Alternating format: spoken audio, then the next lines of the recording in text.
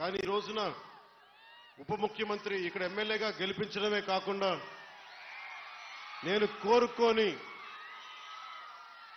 కోరుకోని ఉప ముఖ్యమంత్రి స్థానాన్ని కూడా మీరు మనస్ఫూర్తిగా వచ్చినందుకు దానికి ఆ విజయాన్ని మీకే అంకితం చేస్తున్నాను. ఎమ్మెల్యేగా గెలిపించారు. మీరు ఇచ్చిన స్ఫూర్తిని తీసుకొని పిఠాపురంలోనే పవన్ కళ్యాణ్ గెలిపించాలి అంటే జనసేన ఉన్న ప్రతి చోట మనం తీసుకున్న తక్కువ సీట్లే 100% గెలవాలి అని ఒక్క పిలుపునిస్తే భారతదేశంలో ఎన్ని స్థానాలు గెలుచుకున్నది ఎంత న్యూస్ అయిందో లేదో తెలియదు కానీ ఇన్ని దశాబ్దాలు 20 మన అసెంబ్లీ స్థానాలు 2 పార్లమెంట్లు 23 స్థానాలకి 23 స్థానాలు 100% స్ట్రైకింగ్ రేట్ 100% గెలుచుకోగలిగామంటే మీరు ఎంత బలంగా నిలబడ్డారో ఈ రోజున. దేశం మొత్తం ఒక చరిత్ర అయింది. భారతదేశపు రాజకీయ చరిత్రలో ఇలాంటి అద్భుతమైన విజయం ఎవరు చూడలా. అది ఇచ్చినందుకు జన సైనికులకి, ముందుగా వీర మహిళలకి, కూటమి నేతలందరికీ, కూటమి కార్యకర్తలందరికీ, అసలు జనసేన అనేది ఎందుకు మాట్లాడారంటే ముందుగా భయంతో ఉండిపోయాం. 2019 నుంచి 2024 వరకు భయంతో ఉండిపోయింది నేల. 5 కోట్ల మంది ప్రజలు కొద్ది మంది చేతిలో భయపడతారా?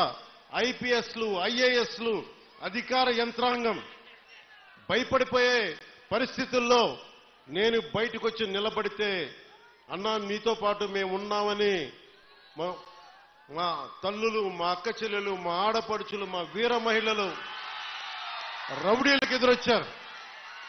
కేసులు పెట్టించుకున్నారు. అటెంప్ట్ మర్డర్ కేసులు కూడా పెట్టేశారు. ఇక జన సైనికులు మబ్బుల్లో పరిగెత్తే పిడుగులు లాంటి జన సైనికుల గురించి చెప్పక్కర్లా. మీరు ధైర్యం ఇస్తే, కొత్త తరమే ఇంత పోటీ చేస్తున్నప్పుడు అనుభవం ఉన్న మన తరం ఎంత పోటీ చేయాలని తెలుగుదేశం నాయకులు బయటకు వచ్చారు. కేంద్రం మనకు అండగా ఉండి మనం ఎంకెంత బాగా పనిచేయాలని చెప్పి భారతీయ జనతా నాయకులు అందరం కలిపి ఈ రోజు వచ్చే 164 స్థానాల్ని బలంగా గెలుచుకొని, ఒకటే అన్నారు కదా మనల్ని, నువ్వు అసెంబ్లీలోకి ఎలా అడుగు పెడతావో మేము చూస్తాం.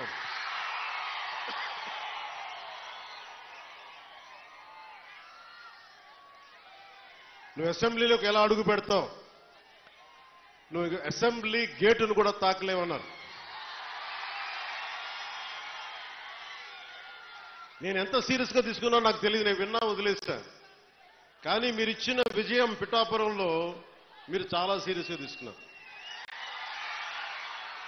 మా వర్మ గారు చెప్పారు, గేటు నెట్టుకొని రావడం కాదు, బద్దలు కొట్టుకొని వస్తాడు పవన్ కళ్యాణ్. మా వర్మ గారు చెప్పిన ఆ వ్యాఖ్యలే, ఆ ప్రొఫెసీయే నిజమైంది ఈ రోజున. మరి నాకు ఇంత ఘన విజయం ఇచ్చిన మీకు నేను ఎంత రుణగ్రస్తుని. కన్నీరు తొడవలేని అధికారం ఎందుకు, నేను ఎప్పుడు చెప్తా ఉన్నా. నేను మీకు కష్టమైన, క్లిష్టమైన పంచాయతీరాజ్ శాఖనే తీసుకున్నాను. చాలా మంది అడిగారు హోంశాఖ తీసుకోండి, లేదంటే ఫైనాన్స్ తీసుకోండి, లేదంటే రెవెన్యూ, ఇట్లాంటివన్నీ మాట్లాడుతున్నా. నాకేమొద్దు. ఈ రోడ్డు గ్రామ స్వరాజ్యం కోసం బాపూజీ కలలు కన్నారు. ఆ కలలు నెరవేర్చడం కోసం నేను పంచాయతీరాజ్ శాఖ తీసుకున్నాను. నేను ఒకటే చెప్పాను అధికార యంత్రాంగానికి అందరికీ మొట్టమొదటి మీటింగ్లో, నాకు లంచాలు అవసరం లేదు, మిమ్మల్ని ఎవరిని డబ్బులు అడగను. నేను ఈ కాంట్రాక్ట్ ఎవరికి ఇస్తున్నారని అడగను. కానీ నేను అడిగేదల్లా ఇచ్చిన కాంట్రాక్టర్ సవ్యంగా పనిచేస్తాడా లేదా, అదొకటే అడుగుతున్నా. అలాగే ముందస్తుగా చెప్పిన మీటింగ్లో, రివ్యూ మీటింగ్లో ఒకటే అడిగా, నేను ఇప్పుడు దాకా నా జీవితంలో నేను సంపాదించిన డబ్బు అకౌంట్లో కూడా ఎప్పుడు చూడడం. ఖర్చు అయితే ఖర్చు అయింది, ట్యాక్స్ వచ్చే డబ్బులు వచ్చినాయి, ట్యాక్స్ కట్టే ఇంతే పెట్టుకున్నా. కానీ ప్రజల డబ్బు వచ్చేటప్పటికి, మీ డబ్బు అనేటప్పటికి ఎంత ఒళ్ళు ఉంచి పనిచేశానంటే, ఎంత ఒళ్ళు ఉంచి పనిచేస్తున్నాను. ప్రతి రూపాయికి లెక్క అడుగుతున్నా, ప్రతి రూపాయికి. మీ కష్టం అది, మీ స్వార్జితం. తాజ్మహల్ నిర్మాణానికి రాళ్లెత్తిన కూలీలు ఎవరంటారు? ఈ దేశ ప్రగతికి కండలు కరిగించింది ఎవరు? ఈ దేశ ప్రగతికి రక్త మాంసాలని ధారబోసింది ఎవరు? అది ప్రజలు, అది మీరు. అందుకని నాకు బాధ్యత ఉంది. నేను మీకు ఈ రోజు నేను చెప్తా ఉన్నాను, ఆ రోజున ప్రమాణ స్వీకారం చేశాను. మొన్న మన కార్యకర్తల సమావేశంలో ప్రమాణ స్వీకారం చేశాను. ఎమ్మెల్యేగా నేను ఈరోజు మళ్ళీ మీ ముందు ప్రమాణ స్వీకారం చేస్తున్నాను. పవన్ కళ్యాణ్ అనే నేను భారత రాజ్యాంగానికి కట్టుబడి నన్ను అఖండ మెజారిటీతోటి గెలిపించిన నా పిఠాపురం పుర ప్రముఖులకు, పెద్దలకు, ప్రజలకు, యువకులకు, ఆడపడుచులకు, తల్లులకు, యువతులకు, ప్రతి ఒక్కరికి, అన్ని వర్గాల వారికి, ఎస్సీ, ఎస్టీ, బీసీ, ఓసీ, అన్ని మతాలు, ఇస్లాం, క్రిస్టియానిటీ, అన్ని కులస్తులందరికీ నేను హామీ ఇస్తున్నాను. మానవత్వాన్నే కాపాడుతాను, మీ అభ్యున్నతికే కష్టపడతాను. నేను లంచాలు తీసుకోను, నాకు అలాంటి అవసరం లేదు. మీ అభ్యున్నతికే నేను కష్టపడతాను.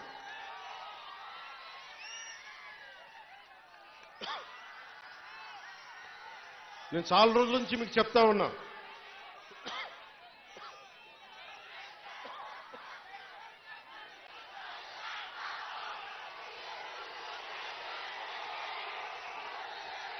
వైసీపీ గత ప్రభుత్వ నాయకులు చెప్పారు, పవన్ కళ్యాణ్ ఆంధ్రాలో ఉండడు, హైదరాబాద్లో ఉంటాడు, పిఠాపురంకి వస్తే పిఠాపురం వాస్తవ్యుడు కాదు, ఇక్కడ ఉండడు.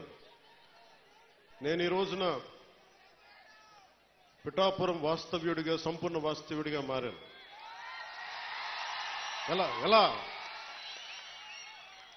ఇందాకే ఒక రిజిస్ట్రేషన్ పేపర్ సంతకం పెట్టి ఒక 3 ఎకరాలు కొని ఇప్పుడే సంతకాలు పెట్టి వచ్చాను, రిజిస్ట్రేషన్ చేసి వచ్చాను. ఆ మాట చెప్పడానికి లేట్ అయింది రావడానికి. నాకు ఒక్కటే, నేను మీకు అండగా ఉండే వ్యక్తిని. నేను మీరు చూడండి, మీరు నాకు గుప్పిడంత గుండె బలం ఇస్తే నాకు, నేను హిమాలయ పర్వతాలనంత బలంతో, తేజస్సుతోటి మన కూటమికే అండగా, విజయానికే మేమందరం అండగా పనిచేస్తాం. మీరు ఇచ్చిన స్ఫూర్తి. మీరు యువత ప్రతిసారి నలిగిపోతా ఉన్నారు. మన వెళ్తా అన్నా మాకు ఉద్యోగాలు లేవు, ఐటీ పరిశ్రమలు తీసుకురా అన్నా, మాకు పరిశ్రమలు తీసుకురా. ఇందాకెళ్తే దారి పొడవునా మాకు నీళ్లు రావట్లేదు.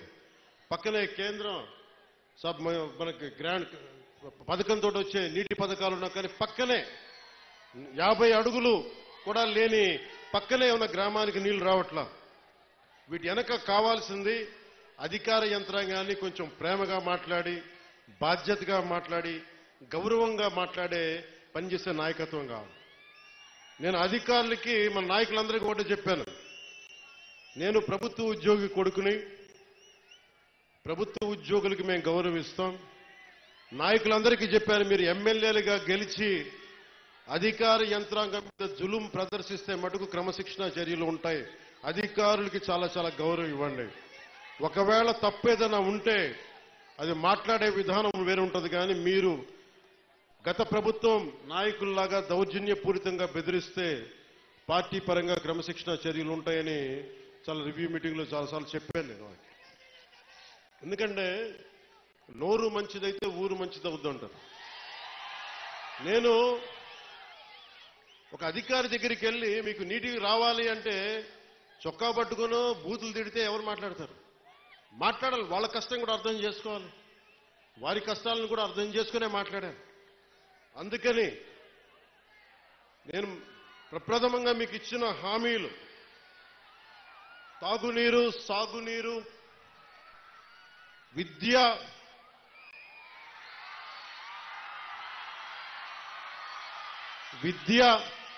వైద్యం, ఉపాధి అవకాశాలు. ముఖ్యంగా తాగునీరుకు సంబంధించి కేంద్ర జల్ జీవన్ మిషన్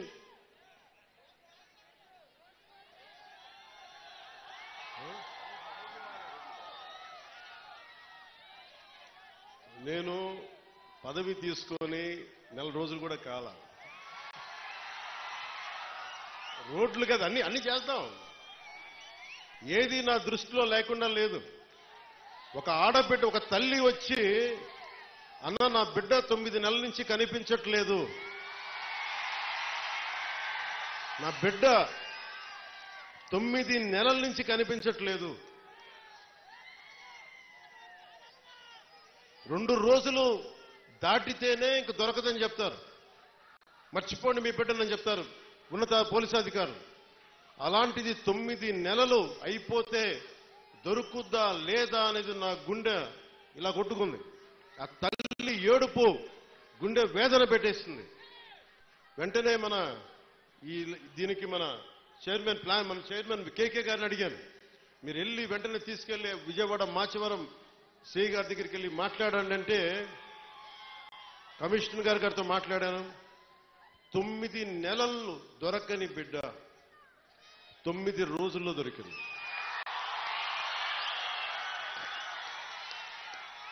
నేను ఈ 9 రోజులు నవరాత్రులాగా అయిపోయినాయి నాకు.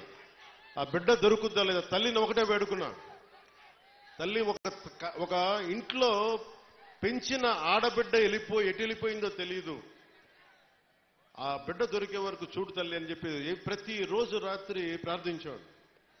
నా ప్రార్థనలు ఆంధ్రప్రదేశ్ పోలీస్ శాఖ సమర్థత, ధైర్య సాహసాలు, వారి అపార నైపుణ్యం కేరళలో చూశారు, బెంగళూరులో చూశారు. ఎక్కడ భీమవరం, ఎక్కడ విజయవాడ, ఎక్కడ జమ్మూ అండ్ కాశ్మీర్. ఆ బిడ్డ జమ్మూ అండ్ కాశ్మీర్లో దొరికింది. జమ్మూ అండ్ కాశ్మీర్ పోలీసు వెళ్ళి తీసుకొచ్చారు. ఇదే 30,000 మంది ఆడబిడ్డలు అదృశ్యం అయిపోతే ఒక్కడు మాట్లాడలే గత ప్రభుత్వం. మీరు ఎందుకు చెప్తున్నానంటే, మీరు పిఠాపురం పెద్దలు, యువత, సమస్త ప్రజానీకం, తల్లులు, ఆడపడుచులు ఒక్క వ్యక్తి వెంట మీరు నడిస్తే, మేమందరం కలిసి ఒక కూటమినే గెలిపిస్తే, మీరిచ్చిన బలం 9 నెలలు దొరకక, బిడ్డ దొరకక, ఆచూకీకి దొరకక, కడుపు ఉండలు జుట్టుకుపోయి పడుతున్న ఒక మాతృమూర్తికి మీరు ఆనందం కలిగించారు. మీరిచ్చిన నిలబడినందుకు మీకు జోహార్లు, మీకు మీ అందరికీ ధన్యవాదాలు. అంటే ఇది 9 నెలలు దొరకంది 9 రోజుల్లో దొరకగలిగింది అంటే పోలీసింగ్లో తప్పు లేదు, వ్యవస్థలో తప్పులు లేవు, వ్యవస్థని నడిపించే నాయకత్వంలో తప్పు ఉంది. సరైన నాయకత్వం గనక రాష్ట్రాల్లో ఉంటే ఇలాంటి సమస్యలు చాలా తక్కువలో ఉంటాయి.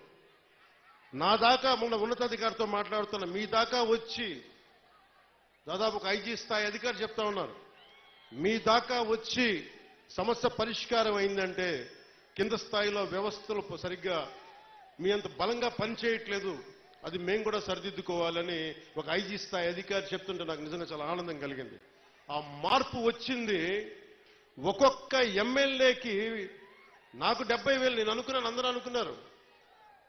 పిఠాపురంలోనే పవన్ కళ్యాణ్ నెంబర్ 1 మెజారిటీ వస్తుందని అందరూ చెప్తా ఉంటే ఏమో అనుకున్నా, నేను ఒకటే అనుకున్నాను, గెలిపిస్తే సంతోషం అనుకున్నా. సో మీరు 70,000 ఓటు పైచీలకు ఇచ్చారు. నేను అడిగాను, సార్ ఇదే ఎవరో వచ్చారు నా దగ్గరికి, మీదే నెంబర్ 1 మెజారిటీ అవుతుందని అడుగుతా ఉంటే అడిగాను, మొన్న అన్నారు కదా ఇప్పుడేంటి పరిస్థితి అంటే, సారీ సార్ మీది కాదు, అటంతా వైజాగ్, ఉత్తరాంధ్ర ఏ మూలకెళ్ళినా 30,000 తక్కువ, 10,000 అసలు కనీసం 10,000 తక్కువ, ఎవరికి మెజారిటీలు తక్కువ లేవు. అది కనిష్టం. ఒక్కొక్కరికి 90,000, 98,000 ఏదో ఎంపీ ఎలక్షన్ లాగా వేశారు. అంటే ఎంత నిలబడ్డారు ఈ రాష్ట్ర ప్రజానికం, రాష్ట్ర యువత ఎంత విసిగిపోయారు గత ప్రభుత్వం మీద. మీ కోపం, మీ ఆవేదన రక్తం చిందించకుండా ప్రజాస్వామ్య విధానాల ద్వారా ఒక విప్లవాన్ని తీసుకొచ్చారు. ఒక అరాచక ప్రభుత్వాన్ని కింద కూలదోసి మీరు మట్టిలో కలిపేశారు. అంటే ప్రజాస్వామ్యం తాలూకా శక్తి, నాయకుల్లో గనక శక్తి సమర్థత ఉంటే అలాంటి 151 స్థానాలున్న ఒక ప్రభుత్వాన్ని, ఒక అరాచక ప్రభుత్వాన్ని 11 స్థానాలకి కుదించారంటే ప్రజాస్వామ్యం తాలూకు అత్యంత గొప్ప లక్షణం అది. అది మీరు పాల్గొనుంటేనే విదేశాల నుంచి, పక్క రాష్ట్రాల నుంచి రైళ్లు, బస్సులు, ఎక్కడో హైదరాబాద్ నుంచి, బెంగళూరు నుంచి, పిఠాపురం కూడా ఓట్లు మార్పించుకునే వ్యక్తులు ఉన్నారు.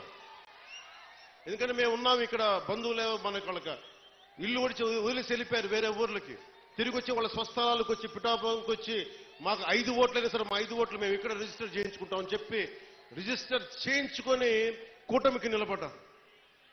అసలు ఈ అఖండ మెజారిటీలు మన స్పీకర్ మన అయ్యన పాత్రుడు గారు మాట్లాడుతూ, ఎన్టీ రామారావు గారు పార్టీ పెట్టిన సమయంలో కూడా గెలిచాం కానీ ఇంత మెజారిటీలు మేము ఎప్పుడూ చూడలేదు. ఆ ఘనత మీకే దక్కింది. అంటే మీకు ఇంత అద్భుతంగా మీరు, అంటే ఈ తరం, ఒక పెద్ద తరం ఆడపడుచులు, యువతులు మీ కోపం, మీ ఆవేదన ఓట్ల రూపంలో మళ్లించి ఈ కూటమి, తెలుగుదేశం, జనసేన, భారతీయ జనతా పార్టీ ప్రభుత్వ కూటమిని గెలిపించినందుకు మీకు చేతులెత్తి 2 చేతులెత్తి మీకు నమస్కరిస్తున్నాం. ఈ ఉపోద్ఘాతం అంతా ఎందుకు చెప్పాను? ఇందాక రోడ్ల గురించి అడుగుతా ఉన్నారు మీరు. అంటే ఒక 9 నెలల సమస్యనే పరిష్కరించగలిగిన వాళ్ళం ఒక ఆడబిడ్డ పోతే, రోజువారు మనం నడిచే రోడ్లని మేము వేయమా, చెయ్యమా? గత ప్రభుత్వ నాయకులు ఏం చెప్పారు? వీళ్ళు రాగానే పెన్షన్లు కూడా ఇవ్వలేరు. మరి ఏం చేశాం? మొదటి తారీఖుకి మొత్తం ఇచ్చేసాం. 90% ఇచ్చాం మనం మొదటి తారీఖుకి. 5,000 కాదు 6,000 ఇస్తే చాలన్నా మేము దివ్యాంగులు అంటే 6,000 కాదు 15,000 ఇచ్చాం. మీరు ఊహించండి ఎంత. అంటే ఇది నేను ఎందుకు కూటమి అలయన్స్ అని ఎందుకు తపన పడేవాడిని అంటే, ఒక దేహానికి ఒక రక్తనాళం సరిపోదు, ఒక దేశానికి ఒక నది చాలదన్నట్టుగా ఈ రాష్ట్రానికి 5 కోట్ల మంది, రాష్ట్రానికి చాలా పార్టీలు, చాలా మంది నాయకులు కలిస్తే తప్ప ఈ సమస్యని అప్పులు ఊబిలోకి నెట్టేసి, రాష్ట్ర విభజన తర్వాత డబ్బులు లేకుండా అయిపోయిన రాష్ట్రానికి, అప్పుల ఊబిలో నెట్టేసిన రాష్ట్రానికి చాలా మంది కమిటెడ్ నాయకులు కలిస్తే తప్ప దీని ఈరోజు అభివృద్ధి రాదు అనేది నాకు ప్రగాఢమైన విశ్వాసం. ఆ విశ్వాసం, ఆ నమ్మకం చాలా పదే చెప్తాం. మనకి వర్మ గారు కూడా ఉన్నారు. తెలుగుదేశం అధినాయకులు శ్రీ గౌరవ ముఖ్యమంత్రి శ్రీ నారా చంద్రబాబు నాయుడు గారు, ఆయన అపారమైన అనుభవం ఎందుకు కావాలని అడిగానంటే, మొదటి తారీఖు పెన్షన్లు రావాలి అంటే రాష్ట్ర ఆర్థిక లావాదేవీల్ని ఆయన అర్థం చేసుకున్నంత నేను కూడా అర్థం చేసుకోలేను. ఆయన సమర్థత కావాలి, ఆయన అనుభవం కావాలి. ఆయన్ని మేమందరం కలిపి వచ్చినందుకే ఆయన అనుభవమే ఈ రోజున మొదటి తారీఖు నేను గెలిపించగలిగాను, అందరినీ ముందుకు తీసుకురాగలిగా. అడ్మినిస్ట్రేటివ్ ఎక్స్పీరియన్స్ గౌరవ ముఖ్యమంత్రి శ్రీ నారా చంద్రబాబు నాయుడు గారికి ఉండటం, ఆయన దక్షత. మొదటి రోజు అందరికీ ఒక్క విలేజ్ వాలంటీర్ సహాయం లేకుండా, ఇది ఒక్క విలేజ్ వాలంటీర్స్ లేకపోతే మేము పథకాలు రావని చెప్పారు. మొత్తం ప్రభుత్వ శాఖనే వాడారు, అందరూ గ్రామ సచివాలయాలనే వాడారు. ఒక్కొక్క సచివాలయం నుంచి 10 మంది. మొత్తం తూర్పుగోదావరి జిల్లా, కాకినాడ జిల్లా నుంచి దాదాపు ఉన్న అన్ని సచివాలయం, కొన్ని వేలాది మందిని కదిలించి ఒక్క పొద్దున 6 గంటలకు మొదలు పెడితే సాయంత్రం అయిపోయింది, మిగిలిన నెక్స్ట్ డే ఇచ్చేశారు. ఇలాంటి అనుభవం కావాలి. నా దగ్గరే ఉంది, చంద్రబాబు గారి దగ్గర అపారమైన అనుభవం ఉంది. నేను మనుషుల్ని కదపగలను, కలపగలను. అది ఒక అన్యాయం జరిగితే నేను గొంతెత్తి మీ పక్షాన పోరాటం చేయగలను. నేను నేర్చుకుంటాను ఈ రోజున. మొన్న పంచాయతీరాజ్ శాఖ వ్యవస్థ గురించి ఫైల్స్ చదువుతా ఉంటే ఒకటే అనిపించింది. శుభ్రంగా చిన్నప్పుడు డిగ్రీ పోస్ట్ గ్రాడ్యుయేషన్ చేసి చదివే తప్పుండేది కాదు అనుకున్నాను. అన్ని ఫైల్స్ చదువుతున్నాను రోజుకి. ఎప్పుడు నేను అకౌంట్స్ చూడాలి, నా పర్సనల్ అకౌంట్స్, మీ పబ్లిక్ అకౌంట్స్ కోసం నేను చూస్తా ఉన్నాను. మీకు రోడ్లు కానీ మాకు కొద్దిగా సమయం ఇవ్వండి. మీకు సింపుల్గా చెప్తున్నాను, మనకి 54 పంచాయతీలు కదా, మనకి 53 మన పిఠాపురంలోనే 54 పంచాయతీలు. 54 పంచాయతీలకి ఈ రోజున సమస్య నిధులు లేవు. మనకి నిన్న రివ్యూ చేస్తా ఉంటే కాకినాడలో క్రయ విక్రయాలు, భూముల అమ్మకాలు, క్రయం విక్రయాలు ఉంటే మనం స్టాంప్ డ్యూటీ కడతాం. ఒక ఉదాహరణకు 1000 రూపాయలు స్టాంప్ డ్యూటీ కడితే దానికి కనీసం 2% దాంట్లో డబ్బులు మనకు రావాలి, పంచాయతీలకి రావాలి. పంచాయతీలకి డబ్బులు మన స్టేట్కి వెళ్తున్నాయి కానీ అక్కడి నుంచి రావట్లా. అందుకే పంచాయతీలో నిధులు మనకి కుళాయిలకి ఏదైనా కావాలన్నా నిధులు లేవు. ఏ మూల చూసినా నిధుల్ని అడ్డగోలుగా దారి మళ్లించేశారు. ఋషికొండ అనే ఒక ప్యాలెస్ కట్టడానికి 600 కోట్ల రూపాయలు వెచ్చించారు. ఎవరుంటారు అక్కడ? గెస్ట్ హౌస్ అంటారు, టూరిజం శాఖ గెస్ట్ హౌస్ అంటారు. సరే, సంతోషం, అది మీ సొంత ఇల్లు కాదని మీ ఆర్గ్యుమెంట్ కూడా నేను ఒప్పుకుంటున్నా. ఆ ఖర్చు అవసరమా? అదే ఖర్చు కనుక కనీసం ఒక 25 కోట్లు ఈ రోజున పిఠాపురం కానీ ఏ నియోజకవర్గంకి ఇచ్చినా రోడ్ల సమస్య తీరిపోయేది, నీటి సమస్య తీరిపోయేది. డబ్బుని ఎలా ఖర్చు పెడతాం? మీ ఇష్టారాజ్యంగా ఖర్చు పెట్టేస్తారా డబ్బు? 30 లక్షలతో ఎవడన్నా సరే బాత్టబ్ పెట్టుకుంటాడు, ఎవడన్నా. నేనే పెట్టుకున్నాయని. ఇన్ని కోట్లు సంపాదించేవాడు నేనే పెట్టుకోను. మొన్న నా క్యాంప్ ఆఫీస్ తీసుకెళ్లి మీకు చెప్పండి సార్ ఎలా చేయమంటారు ఉన్నతాధికారులు అడిగితే నాకు ఏం వద్దండి, ఒక్క ఫర్నిచర్ మీరు కొనొద్దు, ప్రభుత్వం డబ్బులు వేస్ట్ చేయొద్దు. ఎందుకు వేస్ట్ చేయొద్దన్నానంటే నేను కనుక ఒక 10,000 రూపాయలకి ఫర్నిచర్ కొంటే ఆ 10,000 రూపాయలు ఒక ఉద్యోగి జీతానికి వెళ్ళిపోతుంది. మన సెక్రటేరియట్ నుంచి నా దగ్గరికి వచ్చి మీరు అసెంబ్లీ సెషన్స్ వెళ్ళినందుకు దాదాపు మీకు 31,000 రూపాయలు మీకు రావాలి, సంతకాలు పెట్టండి అంటే, నేను నా పంచాయతీరాజ్ శాఖలో నిధులు లేవు, నేను అలా డబ్బులు తీసుకుంటా, నాకు వద్దు. నేను చదివిస్తున్నాను, దీన్ని రెలింక్విష్ చేస్తున్నా. 30,000 నేను వదిలేస్తే ఒక ప్రభుత్వ ఉద్యోగికో ఒక కానిస్టేబుల్కో జీతాలకు వెళ్ళిపోతుంది. అంటే ఇంత బాధ్యతగా ఉండాలి అని నేను ముందుకెళ్తున్నా. నా ముందున్న చాలా బాధ్యతలు ఇచ్చారు మీరు. ఇందాక సాగునీటి గురించి చెప్పాను. చాలాసార్లు వర్మ గారు, కృష్ణరాజు గారు, మన జనసేన నాయకులు అందరూ కూడా నా దృష్టికి తీసుకొచ్చింది ఏలేరు శుద్ధగడ్డ ఆధునీకరణ. ఈ దాదాపు పెద్దాపురం నియోజకవర్గం నుంచి కూడా దీనికి ఫలితం ఉంటుంది. దీనిని ముందుకు తీసుకెళ్లి నాకు కొద్దిగా సమయం కావాలి ఇది హ్యాండిల్ చేయడానికి, దీన్ని ముందుకు తీసుకెళ్ళడానికి. నిన్నే అధికారులతోటి సమీక్షలో మాట్లాడాను.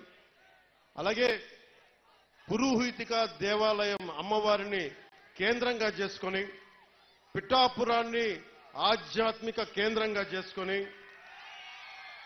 టెంపుల్ సర్క్యూట్, టెంపుల్ టూరిజంను డెవలప్ చేస్తాను.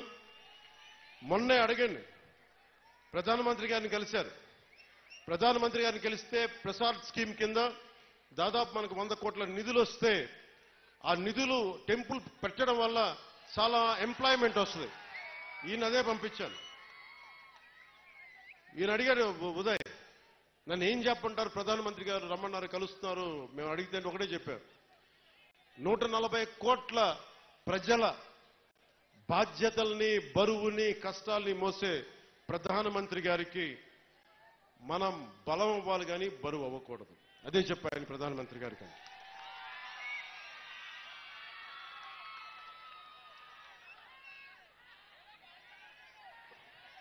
అలాగే మనకి పిఠాపురంలో సెరికల్చర్ ఉంది. ప్రతిసారి చిత్తూరు కానీ లేదంటే మనకి ఆ ముడిసరుక్కి మదనపల్లి హనుమాన్ జంక్షన్కి వెళ్లాల్సి వస్తుందని చెప్పి నా దృష్టిలో ఉంది. దానిని ఇక్కడే చేసే ఆప్టిమైజింగ్ సెంటర్, రీలింగ్ సెంటర్ని ఇక్కడే ఏర్పాటు చేస్తాం. దాని గురించి కూడా మాట్లాడుతా ఉన్నాం. అలాగే ఉత్పత్తిలో విత్తనాలు మరియు బహుళ పంటలకు సంబంధించిన చాలా డిమాండ్ ఉందని కాబట్టి ఇక్కడే విత్తన కేంద్రం ఏర్పాటు చేయాలి. దాని తగ్గ ఏర్పాట్ల గురించి కూడా అధికారులతో మాట్లాడుతూ ఉన్నాను. దుర్గాడ గ్రామంలో మాకు మిర్చిని కొట్టే థ్రాషింగ్ ఫ్లోర్ కావాలి అంటే దాన్ని కూడా ముందుకు తీసుకెళ్తా ఉన్నాం. గొల్లప్రోల్లో ఉద్యాన పంటలు ఎక్కువ, దానికి కోల్డ్ స్టోరేజ్ ని మాటిచ్చాను, అది చేసి పెడతాను. ముఖ్యంగా మనకి ఈ పశువుల సంత ఉంది ఇక్కడ. అది నాకు తెలిసి ఈ రోజు నుండే ఆ పని మొదలవ్వాలి. ఎందుకంటే నిన్నే ఎగ్జిక్యూటివ్ మనకు ఆర్డర్ వచ్చింది, జీవో వచ్చింది, అది ప్రారంభించాం. అది నిన్నే అధికారులు వచ్చి నా దగ్గర చూపించారు. అలాగే మన ఉప్పాటి నుంచి వస్తా ఉంటే పొందాక కూడా కనిపించింది మన Kotagummam junction railway gate flyover. అందరు ఆగిపోతా ఉన్నా, నాకు బాధగా ఉంది. ఉదయ్కి ఒకటే చెప్పాను, నేను ఇప్పటిదాకా ప్రధానమంత్రి గారిని ఉప ముఖ్యమంత్రి స్థానం తర్వాత వెళ్ళి కలవను. నేను ఆయన కలిసినప్పుడు మొట్టమొదటిగా అడిగేది మన కోటగుమ్మం జంక్షన్ రైల్వే గేట్కి ఒక ఫ్లైఓవర్ కావాలి. ఆల్రెడీ దాని గురించి పని మొదలు పెట్టేశాను. నేను అడిగింది ఏంటంటే ఎంతకాలం పడద్దని అడిగాను. సంవత్సరంన్నర, సంవత్సరం 8 నెలలు కాదు, నాకు సంవత్సరం లోపు అయిపోయేలాగా ఏం జరగాలో చెప్పండి, ఎవరిని కదిలించాలో చెప్పండి, కేంద్రం ఢిల్లీకి వెళ్తే ఎవరితో మాట్లాడాలో చెప్పండి, నేను మాట్లాడతాను, డబ్బులు తీసుకొస్తాం.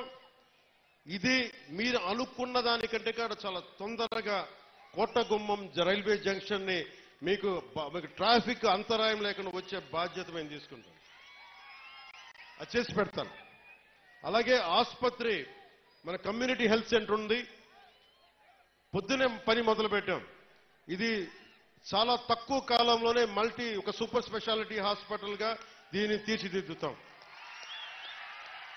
మల్టీ స్టోరీడ్ బిల్డింగ్ వచ్చేలాగా ప్రతిసారి కాకినాడ కేజీఐ కాకుండా, అపోలో కాకుండా ప్రభుత్వం నిర్వహించే సమర్థవంతమైన మనకి ఈ మల్టీ స్పెషాలిటీ హాస్పిటల్ని తీసుకొస్తాను.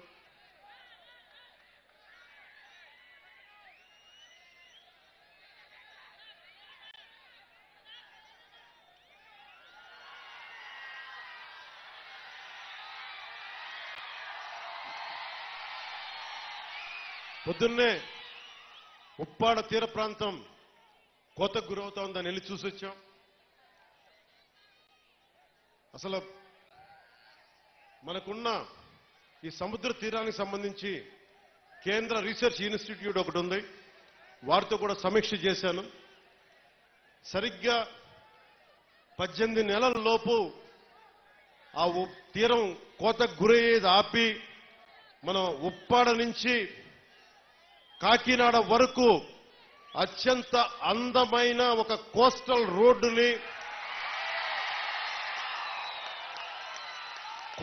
రోడ్డుతో పాటు సముద్ర కోతని ఆపడమే కాకుండా అక్కడ చాలా అద్భుతంగా టూరిజంని డెవలప్ చేసి సాయంత్రాల పూట మీరు వెళ్ళి కూర్చోవాలంటే అక్కడ కూర్చునేలాగా, యువత ఆడుకోవాలంటే ఆడుకునే క్రీడలకు సంబంధించినవి కానీ, దానిని టూరిజంగా చేస్తే ఏమవుతుందంటే సర్వీస్ సెక్టర్ డెవలప్ అవుద్ది, యువతకి వేరే ఊర్లకు వెళ్లకుండా ఇక్కడే ఉపాధి అవకాశాలు వచ్చేలాగా ఆ మొత్తం 11 నుంచి 13 కిలోమీటర్ల తీర ప్రాంతం అది. ఆ తీర ప్రాంతంలో దాదాపు వేలాది ఉద్యోగాలు వచ్చేలాగా ఒక ప్రణాళిక చేస్తున్నాం. అది ఆల్రెడీ మాట్లాడా. దానికి సంబంధించిన మాస్టర్ ప్లాన్ ఎప్పుడైతే మీరు పిఠాపురంలో నన్ను నుంచో పెట్టారో నేను ఆ రోజు నుంచే మొదలు పెట్టాను, వారితోనే మాట్లాడా. దానికి సంబంధించి రాష్ట్రానికే సంబంధించి అసలు ఉప్పాడ తీర ప్రాంతానికి సంబంధించి ఆ ప్రణాళిక ఈ వచ్చే వారం సోమవారంలో కానీ మంగళవారం కానీ దాని డాక్యుమెంట్ ఒకటి రిలీజ్ చేస్తాం. ఇది ఎందుకు చెప్తున్నానంటే నేను ఇక్కడికి రాలేదు గెలిచిన తర్వాత వెంటనే ఎంత పని చేశానో చెప్పడానికి ఇదంతా చెప్తున్నా. అలాగే నేను ఈ రోజున ఎంత తపన పడుతున్నారంటే కాకినాడ SEZ మన పిఠాపురంలో 8,000 ఎకరాలు ఉంది. ఇక్కడ పరిశ్రమలు రావాలి. మన భూములు మనకి SEZ నిర్వాహకులకు ఇచ్చాం. అలాగే సమస్యలు ఉండే కొన్ని భూములు కోల్పోయారు. వారికి కూడా ఈరోజు నేను ఉప ముఖ్యమంత్రి హోదాలో ఉండి మీకు చెప్తున్నాను, మీ సమస్యకి ఒక సరైన పరిష్కారం వెతికే దిశగా నేను మీతో చర్చలు జరుపుతా ఉన్నాను. చర్చలు జరిపి మీకు పరిష్కారం వెతికి ఆ పరిశ్రమలో యువతకి ఉపాధి వచ్చే పరిశ్రమలను తీసుకొచ్చే బాధ్యత మన కూటమి ప్రభుత్వం తీసుకుంటుంది. మీరు ఎవరెవరినో నమ్మారు. ఈసారి నన్ను నమ్మండి, మమ్మల్ని నమ్మండి అని నేను అడిగినా, చంద్రబాబు గారు అడిగినా, నరేంద్ర మోదీ గారు అడిగినా మీరు నమ్మారు. మీరిచ్చిన నమ్మకాన్ని మేము వమ్ము చెయ్యం. 10 సార్లు నేను వెళ్ళి సభలు పెట్టి చెప్పను, బిడ్డ పోయింది తీసుకొచ్చి తల్లికి అప్పచెప్తాను. సమస్యలు రోడ్లు లేవు, రోడ్లు వేయిస్తాం. సెరికల్చర్ కావాలి, సెరికల్చర్ తీసుకొస్తాం ఇక్కడికి. మనకి కూర్చోబెట్టి రీలింగ్ సెంటర్ కానీ, అలాగే మనకి ఇన్ని సంవత్సరాలు మనకి ఉప్పాడ తీర ప్రాంతాన్ని ఎవరు సమస్యను తీర్చలేకపోయారు. కానీ దీన్ని వర్మ గారు కృషి చేశారు. మిగతా ఎవరు కృషి చేసినా దీన్ని చాలా డిపార్ట్మెంట్స్ కదిలించాలి. మీరిచ్చిన 164 మన అసెంబ్లీ స్థానాలు, 21 పార్లమెంటు ఎంత బలం ఇచ్చింది ఆంధ్రప్రదేశ్ కంటే. ఎల్లి మనం ఒక మాట, మేము ఆంధ్రప్రదేశ్ నుంచి వచ్చాం, తెలుగుదేశం, జనసేన, భారతీయ జనతా పార్టీ కూటమి ప్రతినిధులు అంటే ఒక్కొక్క కేంద్ర నాయకత్వం, మంత్రి మీకేం కావాలో చెప్పండి, మేము ఎలా చేయాలో చెప్పండి. మాకు అంత గుండెలు ఎత్తుకొని ఉన్నారు, మనకి గుండెలు ఓపెన్ చేసి మరి మాట్లాడుతా ఉన్నారు. ఇలాంటి సువర్ణ అవకాశాన్ని మీరు మాకు ఇచ్చినందుకు మీరు ఈ ఎన్నికలకే కాదు, కనీసం ఒక దశాబ్దంన్నర మీరు మమ్మల్ని గుండెలు పెట్టుకునేలా పాలిస్తాం. మీకోసం గుండెల్లో పెట్టుకునేలాగా. ఒకసారి కొన్ని సమస్యలు అడుగుతున్నారు, అన్న మాకు ఐటీ పరిశ్రమ కావాలి, అన్న మాకు రోడ్లు వేసేయాలి, అన్న మాకు ఈ సమస్యలు ఉన్నాయంటే ఒకటే చెప్పారు, ఇది నేను అల్లావుద్దీన్ అద్భుత అయిపోయాం కాదు, రాగానే భూతం వచ్చి జీ హుజూర్ ఏం చేయమంటామంటే అవి తీసుకురాని చిటికేస్తే రావు పనులు. ఒక 9 నెలలు కనిపించిన ఆడబిడ్డ మిస్ అయితేనే 9 రోజులు పట్టింది. అలాంటిది ఇన్ని సమస్యలకి, ఇన్ని కోట్ల మంది సమస్యలకి మా అందరికీ కొంచెం సమయం కావాలి. ముందుగా ప్రప్రథమంగా మేము పెట్టుకుంది ఆంధ్రప్రదేశ్ గౌరవ ముఖ్యమంత్రి, తెలుగుదేశం పార్టీ అధినాయకులు శ్రీ చంద్రబాబు గారు, నేను కూర్చొని ఒకటే అనుకున్నాం, ఆర్థికంగా లోటు ఉన్న రాష్ట్రాన్ని మనం ఎలా తీసుకురావాలి. నా గుడ్ ఆఫీసెస్ వాడతాను. ఈ రోజున మనం ఎన్డీఏ ప్రభుత్వం ఉందంటే కూడా మనం ఎంతో బలం ఇస్తే ఈ రోజున ఎన్డీఏ కూడా అది బలమైంది. ఇవన్నీ పెట్టుకొని ఆంధ్రప్రదేశ్కి నిధులు తీసుకొచ్చే బాధ్యత గౌరవ ముఖ్యమంత్రి చంద్రబాబు నాయుడు గారు, అలాగే మీ గుండెల్లో ఉండే నేను దీని బాధ్యత ముందుకు తీసుకెళ్తాను. మీరు గుండెల్లో పెట్టుకుంటే దశాబ్దం పాటు ఏ పదవి లేకుండా నడిపించేశారు. మీరు ఎంత శక్తివంతులు నాకు అర్థమైంది. ఏ మూలకెళ్ళినా యువత సీఎం సీఎం అని అరుస్తుంటే చాలాసార్లు అరిచేవాళ్ళు. ఇక్కడే కదా అరిచింది మొదట, ఇక్కడేనా?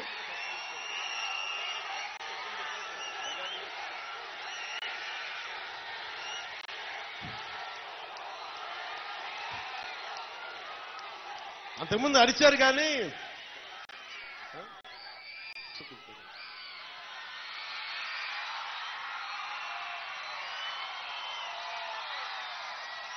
అప్పుడు ఇంకా కూటమిని పూర్తి స్థాయిలో అనౌన్స్ చేయలేదనుకోండి, మీరు సీఎం సీఎం అంటుంటే సరే మీరు కోరుకుంటే అలాగే జరుగుతారు.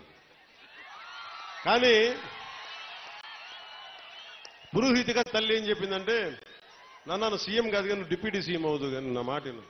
అలాగే తల్లి, నువ్వు ఏది ఇస్తే అంత. నువ్వు పదవి ఇవ్వకపోతే గడప మీద సేవకుల్లా పనిచేస్తా, పదవి ఇస్తే బాధ్యతతో పనిచేస్తా. అది నువ్వు ఎమ్మెల్యేగా నుంచోబెట్టు, కార్యకర్తగా నుంచోబెట్టు, లేదంటే నీకు ఒక ఏం చేయమంటావు తల్లిది. నేను తల్లికి పాదాల దగ్గర ఉండేవాడిని. తల్లి ఏ బాధ్యత చెప్తే ఆ బాధ్యత నెరవేరుస్తాను. అలాంటి మీ శక్తి, ఈ రోజున మీరు అనుకున్న శక్తి డిప్యూటీ సీఎంగా చేసింది.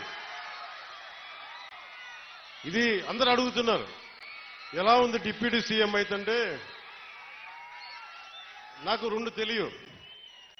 నాకు అపజయం తెలియదు, విజయం తెలియదు.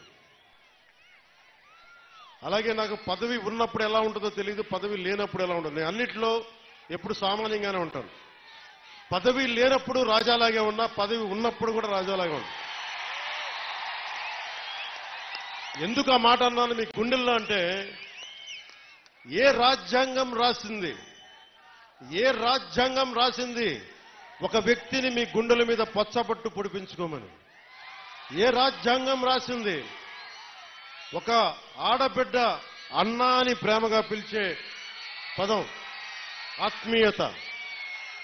ఏ రాజ్యాంగం రాసింది ఒక తల్లొచ్చి నాన్న నా కొడుక అని చెప్పి ఆప్యాయతగా మాట్లాడేది?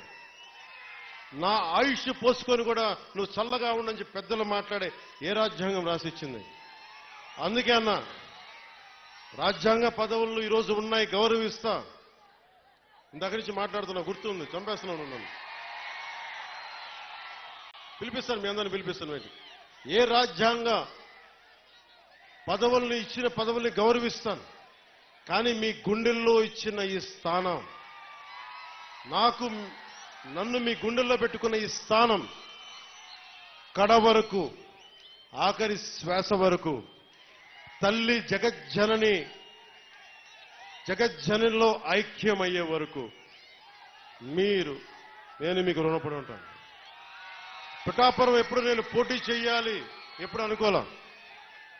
నేను దత్తాత్రేయుడు ఆరాధించేవాడిని, దత్తాత్రేయ పరంపరలో ఆరాధించేవాడిని.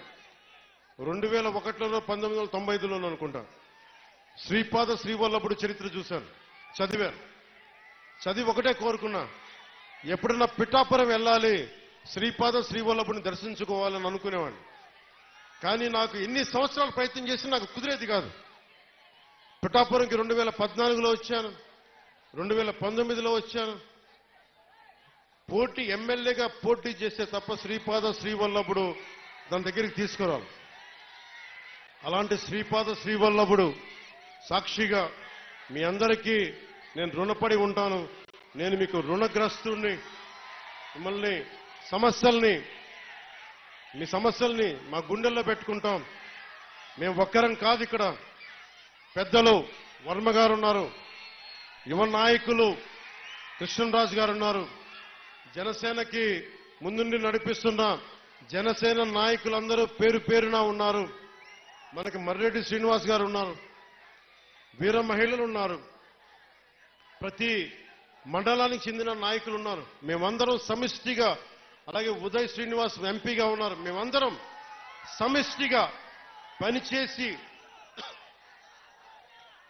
ఈ 5 సంవత్సరాలు అయిపోయే లోపు మళ్ళీ కూటమి గెలుపు 29 కాదు 28కే పోటీ చేయడం కూడా వేస్ట్ అనిపించుకోలేదు. అంత అభివృద్ధిని చేసి పెడతాం, అంత పని చేసి పెడతాం, అంత బలంగా పనిచేస్తాం. నాకు కొన్ని సమస్యలుంటే, కొన్ని చేయలేని పరిస్థితులు మీ దగ్గరికి వచ్చి జవాబుదారీతనంతో ఉన్న వ్యక్తిగా నేను మీకు చెప్తాను, ఈ పని అనుకున్నాం, ఈ పని ఇట్లా అవుతుంది, ఎప్పటికప్పుడు దాని ప్రోగ్రెస్ మీకు తెలియజేస్తా అని తెలియజేసుకుంటూ, నాకు విద్య, వైద్యం, ఉపాధి, సాగునీరు, తాగునీరు ఈ సమస్యలన్నింటికీ చాలా క్రమబద్ధమైన విధానాలతో ఒక ప్రణాళిక రూపొందించాం. దాన్ని ముందుకు తీసుకెళ్తామని తెలియజేసుకుంటూ, పిఠాపురంలో మీకు చెప్పాను ఇందాకే, సాయంత్రం రిజిస్టర్ చేశాను ల్యాండ్ అని. త్వరలోనే అక్కడ నా ఇల్లే కడతాను, ఆఫీస్ కూడా కడతాను, క్యాంప్ ఆఫీస్ ఇక్కడ కడతాను. 1 ఎకరం స్థలం, 1 ఎకరం 2 ఎకరాల స్థలం పార్టీ ఆఫీస్ ఈరోజు నాకు బాధగా ఉంది. రోడ్ల మీద ఉండిపోతా ఉన్నారు. జనసేన ఆఫీస్కి రావాలి అంటే ముందు వాకిలి తెరిచి ఉండాలి. అందుకే నాకు 2 ఎకరాల స్థలం పెట్టండి. ఎవరు వచ్చినా ముందుకు రావాలి. ఇలా ఉండాలి కనీసం. మా హక్కు ఇది జనసేన ఆఫీసు. చిన్న ఆఫీసులు అయిపోతే ఏమనిపిస్తుంది? దూరం నుంచి ఉంటారు. ఇంత ప్రేమగా వచ్చిన మీకు గేట్లు తెరిచి జనసేన మిమ్మల్ని వచ్చి రా అని చెప్పేలాగే 1 ఎకరం 2 ఎకరాల స్థలం మీరు వచ్చి సాయంత్రాలు కూర్చున్నా నాకు ఇబ్బంది లేదు, మాట్లాడుకునే ఇబ్బంది లేదు, ఇలా రోజు మాట్లాడుకునే నాకు ఇబ్బంది లేదు. అలాగే చాలా మంది పిటిషన్స్ తో వస్తా ఉన్నారు. ఈరోజు ఒక 5 మందిని నేను అపాయింట్ చేశాను ఇక్కడి నుంచి రాకముందే. వారి చేత పిటిషన్లు తీసుకుంటా ఉన్నా. ప్రయారిటీ ఒకటే చెప్పాను, ఎవరైనా సరే మెడికల్ సంబంధించిన సమస్యలు వస్తే దాని ప్రయారిటీ తీసుకోండి. అలాగే లా అండ్ ఆర్డర్ సమస్య, ఎవరైనా కిడ్నాపింగ్లు జరిగినా దాడులు జరిగినా అది ప్రయారిటీ తీసుకోండి. అలాగే విద్యార్థులకి ఏదన్నా కష్టాలు ఏదైనా విద్యకు సంబంధించి ఉంటే అది ప్రయారిటీ తీసుకోండి. అలాగే యువతకి ఉపాధి అవకాశాలంటే ప్రభుత్వ ఉద్యోగాలు వచ్చే లోపు మన మద్దతుదారులు, మన తెలుగుదేశం నాయకులు ఉన్నారు, తెలుగుదేశం పార్టీ మద్దతుదారులు ఉన్నారు, కృష్ణరాజు గారు ఉన్నారు, వర్మ గారు ఉన్నారు. ఇవన్నీ కాకుండా కూటమికి నిలబడ్డ చాలా మంది పెద్దలు ఉన్నారు. వారందరి కంపెనీల్లో జాబ్ మేళా ఇక్కడే పెట్టుకుందాం. వారిని పిలిపిస్తాను. మన ఉదయ్ శ్రీనివాస్ ఉన్నారు. చాలా మంది ఢిల్లీ నుంచి పిలిపించి జనసేన ఆఫీస్లో యువతకి మీకు స్కిల్ ఉంటే వచ్చి మీరు జాబ్ మేళా ఇక్కడే పెడతారు. మీరు వచ్చి మీ సమర్థత ప్రతిభని బట్టి మీరు ఉద్యోగాలు ఇక్కడే సెలెక్ట్ అయ్యేలాగా, మీరు ఎన్నుకోబోయేలాగా బాధ్యత కూడా తీసుకుంటాం ప్రభుత్వ ఉద్యోగాలు వచ్చే లోపు. ఇలాంటివన్నీ ముందుకు తీసుకెళ్తున్నాం. నాకు కనీసం 1-2 నెలలు, 1 క్వార్టర్ సమయం కావాలంటే, కనీసం క్వార్టర్ అంటే గత ప్రభుత్వం క్వార్టర్ కాదు, బ్యాంక్ క్వార్టర్ అంటే 3 నెలలు.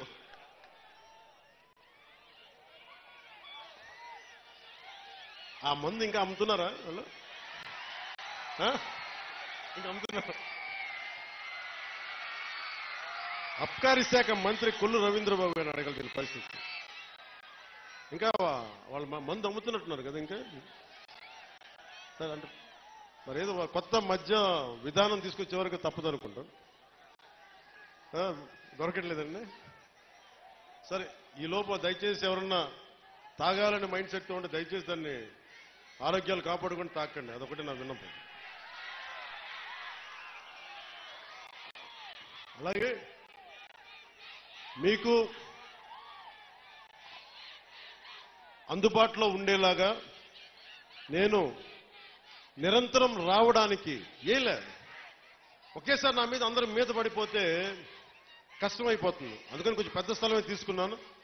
మీరు రాకపోకలకి ఇబ్బంది లేకుండా ఉండేలాగా భారతదేశం మొత్తం జనసేన 21 సీట్లు గెలిస్తే భారతదేశం అంతా ఎలా చూసిందో పిఠాపురం అభివృద్ధి భారతదేశానికి ఒక మోడల్ లాగా అయ్యేలా. ఒక్కళ్ళు కాదు ఇక్కడ నేను ఒక్కనే కాదు, పెద్దల వర్మ గారు ఉన్నారు, కృష్ణరాజు గారు ఉన్నారు, ప్రతి మండలానికి ఉన్న మన జనసేన నాయకులు ఉన్నారు, ఇన్ఛార్జిగా బాధ్యతలు తీసుకున్న మర్రెడ్డి శ్రీనివాస్ గారు ఉన్నారు. మీరు దమ్ముండి ఇక్కడే పిఠాపురంలో వచ్చిన మెజారిటీతో ఈ అబ్బాయి గెలిచేశాడు. దాదాపు 70 ఇక్కడే 1,00,000 ఓట్లు వచ్చేసిన అబ్బాయి. అండ్ ఇప్పుడు మనం జనసేన రికగ్నైజ్డ్ పొలిటికల్ పార్టీ. చాలా కష్టం, ఎన్ని దెబ్బలు, ఎన్ని ఆటుపోట్లు, ఇవన్నీ తట్టుకొని నిలబడ్డామంటే నా గురువు గారు ఒక ఆయన చెప్పారు, ఇక్కడున్న నా ఇస్లాం మత ధర్మాన్ని పాటించిన మా జన సైనికులు చెప్తా ఉన్నాను, వెళ్ళి ఇక్కడ బంగారు పాపమ్మ దర్గా ఉంటుంది. నా గురువు సనాతన ధర్మాన్ని పాటించే గురువు ఆయన చెప్పింది ఎంత గొప్ప వ్యక్తి అంటే, ఆయన చెప్పింది వెళ్ళి అక్కడ బంగారు పాపమ్మ దర్గా ఉంటుంది, దాన్ని దర్శించాం, అక్కడ చాలా శక్తి ఉంది, దండం పెట్టుకు వెళ్ళి ఆశీర్వాదాలు కావాలి అంటే. నేను వెళ్ళి లోపలికి వెళ్ళి కూర్చుంటే నుంచున్నాను. ఇంతే ఉంది స్థలం. అపారమైన శక్తి ఉంది అక్కడ. ప్రశాంతత వచ్చింది, దీవెన వచ్చింది. అలాగే ఆంధ్ర బాప్టిస్ట్ చర్చ్కి వెళ్తే, మనకి వెనకాల ఉన్న ఆంధ్ర బాప్టిస్ట్ చర్చ్కి వెళ్తే చాలా అద్భుతమైన ప్రార్థనలతోటి ఆ క్రీస్తు సూక్తాలు మనకి స్తుతులతోటి ఆ ప్రార్థన జరిగినందుకు ఆ చర్చ్ ఫాదర్స్ అందరికీ కూడా, పెద్దలకి నా 2 చేతులెత్తి నేను వారికి నమస్కరిస్తున్నాను. నేను వారాహి తల్లి వ్రతం చేసిన ఇస్లాం ధర్మాన్ని గౌరవిస్తాను. నిన్న నా స్నేహితులతో చెప్తా ఉన్నా, బైబిల్లో మా టీచర్ అమ్మ చెప్పేది, శిరోమణి టీచర్ అని. ఆవిడ క్రిస్టియన్ ధర్మాన్ని పాటించే టీచర్. ఆవిడ చెప్పిన వాక్యాలు గుర్తుండిపోయినాయి. తనను తను తగ్గించుకున్నవాడు హెచ్చింపబడును అంటే నాకు ఇష్టం ఆ వాక్యం. అది పాటించాను అనుకుంటా. 60 సీట్ల పోటీ చేద్దాం అనుకుంటే లేదు, 40 చాలు. 40 కాదు అంటే సరే 35, 35 కూడా కాదు 25, 25 కూడా కాదు 21 అంటే 21 మొత్తం గెలుపు దేశం మొత్తం మాట్లాడుకునేలా చేసింది. అంటే ఇది బైబిల్ సూక్తి గుర్తొచ్చింది. ఒక బైబిల్లో ఉన్న సూక్తి ఎంత గొప్పది అంటే, తనని తను తగ్గించుకుంటే హెచ్చింపబడతావంటే ఇంతకు మించిన సాక్ష్యం ఏం కావాలి? 21 స్థానాలకి నువ్వు పోటీ చేస్తే 100కి 100% గెలిచి దేశమంతా మాట్లాడుకునేలా చేసిందంటే ఆ బైబిల్ సూక్తి ఎంత గొప్పదో మా టీచర్కి, ఆ శిరోమణి టీచర్కి, ఆవిరికి నా పాదాభివందనాలు. ఆ తల్లి ఏ లోకాల్లో ఉంది. అలాగే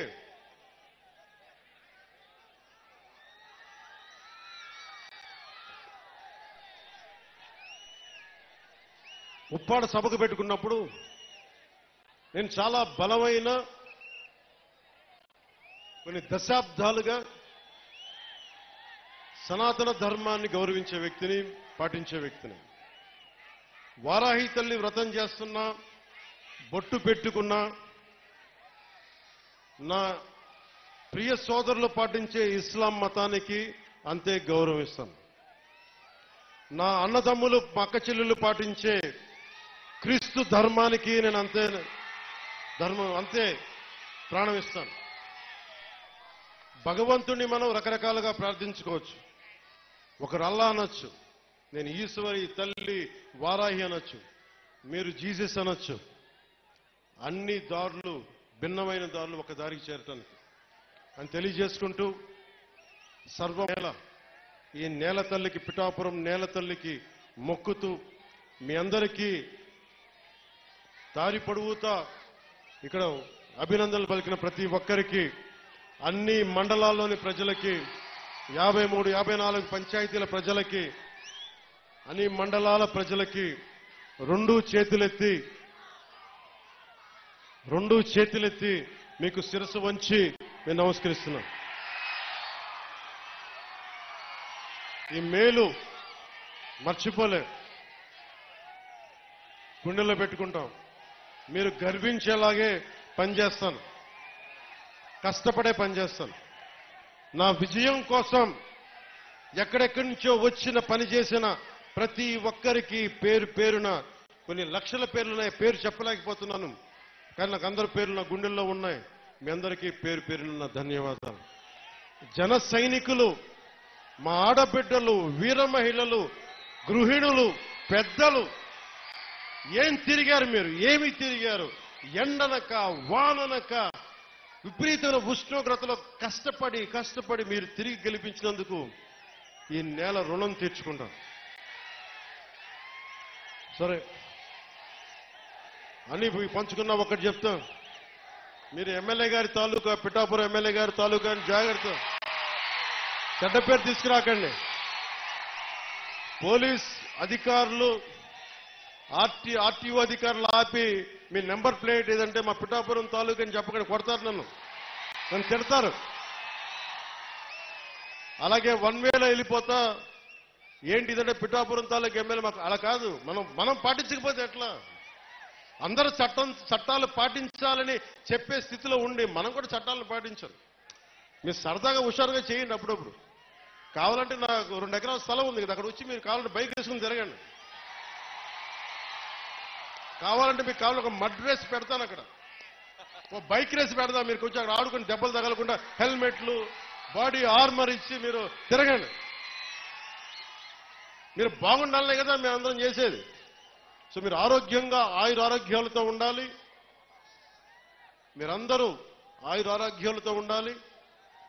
చిన్నపిల్లలందరికీ ఉన్నతమైన జీవితం ఉండాలి. వచ్చే తరం కోసం పనిచేస్తున్నాం. అలాగే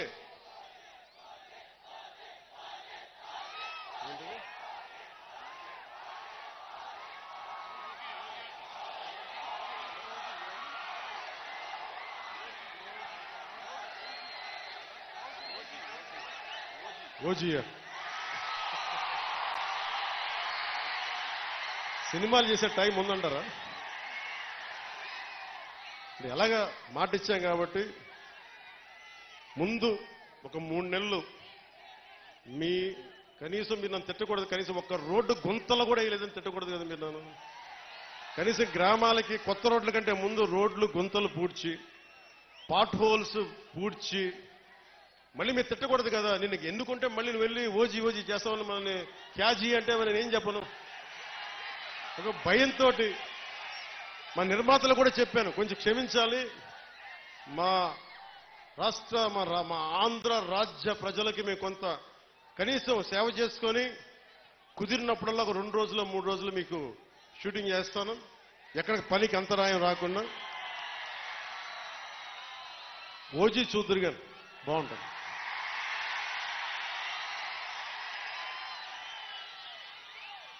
అలాగే మీరు చెప్తున్నా, దయచేసి మీరు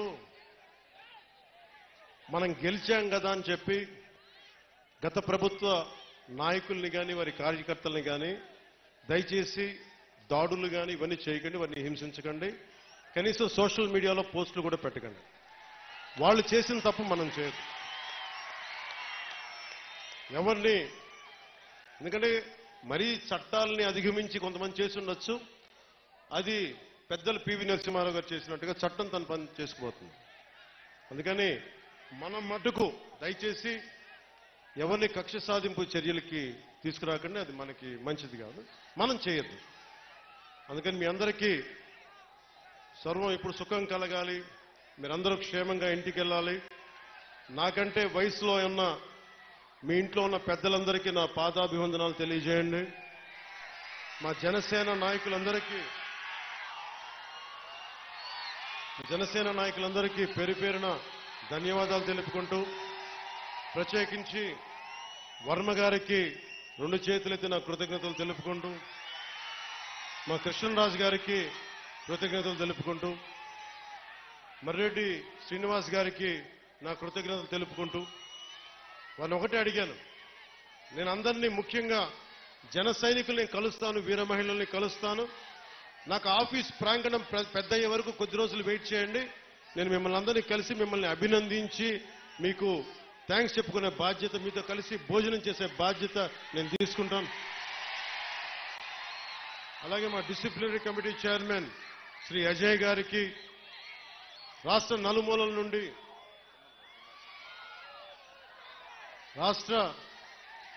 నుండి వచ్చిన వీర మహిళలకి, జనసేన నాయకులకి కృతజ్ఞతలు తెలియజేసుకుంటూ, అలాగే తమ్మయ్య బాబు గారికి, తుమ్మల బాబు గారికి నా హృదయపూర్వక ధన్యవాదాలు తెలుపుకుంటూ, మీ అందరికీ పేరు పేరున కృతజ్ఞతలు తెలియజేసుకుంటూ, మాట్లాడటం కంటే కూడా పని చేయడం ఇస్తూ నన్ను పని చేసుకొనివ్వండి. భవిష్యత్తులో మీరు ఇంకొక ఎవరి వైపు చూడాల్సిన అవసరం రాదు. కూటమి తప్ప ఇంకేం కనిపించకూడదు. కూటమే కనిపిస్తాయి. కూటమి ప్రభుత్వం రావాలనే మీరు కోరుకుంటారు. అంతలాగా మేమందరం పనిచేస్తాం. నేను మీ అందరికీ తెలుగుదేశం అధినాయకులు, గౌరవ ముఖ్యమంత్రి శ్రీ నారా చంద్రబాబు నాయుడు గారి తరపు నుంచి, వర్మ గారి తరపు